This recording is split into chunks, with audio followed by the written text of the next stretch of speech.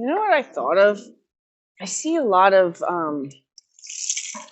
like especially Liberty trainers that teach horses to lay down or teach horses to rear up.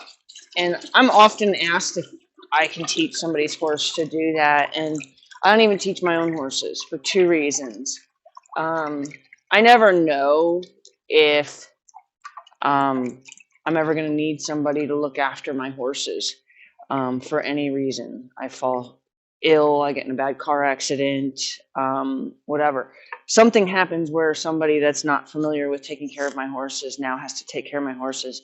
And let's just say that person's not educated around horses, doesn't really know what they're doing.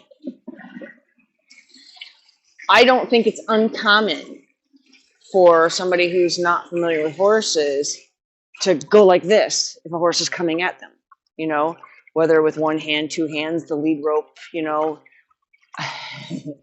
Teddy's like, do you need me?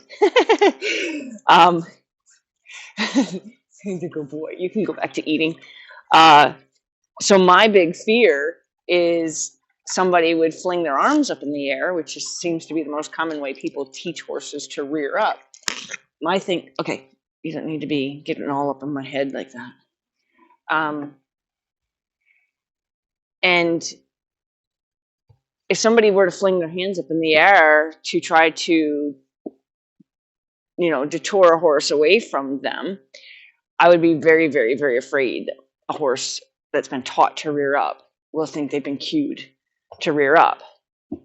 And now you potentially have a much more dangerous situation that you created. It's, when people teach dogs to jump up on them, and now you've got this Great Dane that's jumping up on people, and he doesn't know that that little frail grandma that just came to visit you with their granddaughter, is going to have a Great Dane jump on them because, hey, it looks like I should be allowed to do that. So I think of all the things that could go wrong with what we teach before I decide to make that decision to teach something like that.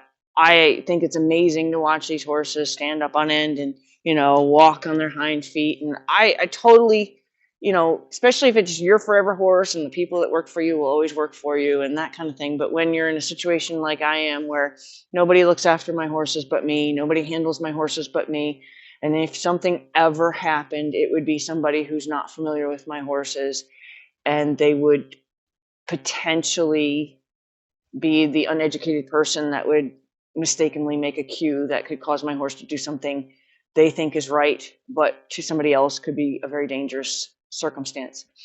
As for laying down, I don't know if anybody's ever really given so much thought to how long it takes a horse sometimes to decide to lay down.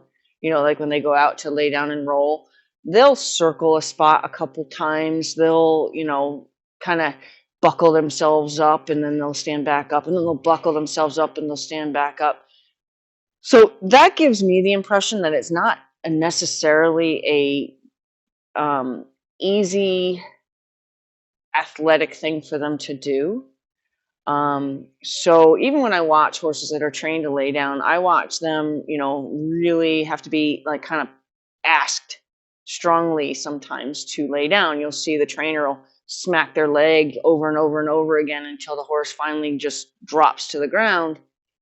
And I never see a horse where somebody just kind of cues it and it lays down. Now, I'm not saying that that's not just something that I've not taken much interest in really watching for, but what I have seen in many shows that I've been to is somebody with a dressage whip or some kind of cueing stick causing the horse to lay down. They're having to ask kind of like, almost like they're trying to rush them, like hurry up and get down.